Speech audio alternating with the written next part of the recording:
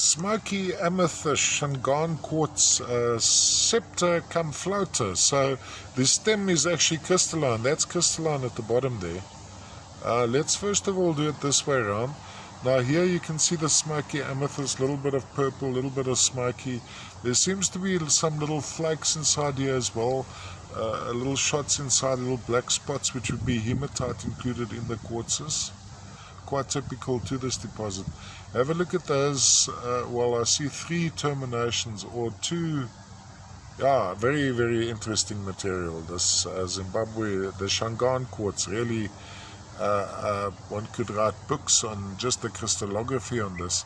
The white coating you see on the outside is not all that obtrusive because there's an underlying patterning to it, but it's a very, very thin layer of chalcedony running over it.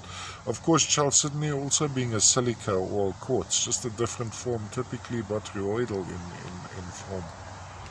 Whereas the quartz has the many points. I think it's a 6 or the 7 points.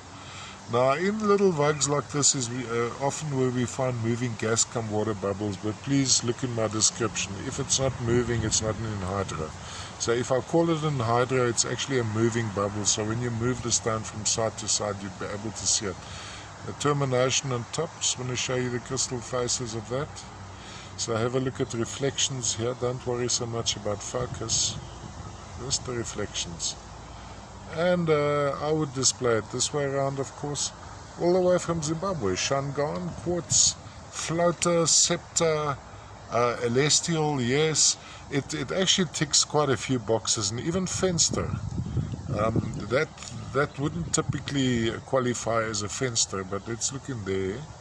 What do we see there? This wouldn't typically, so I wouldn't say a fenster quartz. I'd say scepter, celestial, smoky amethyst, floater.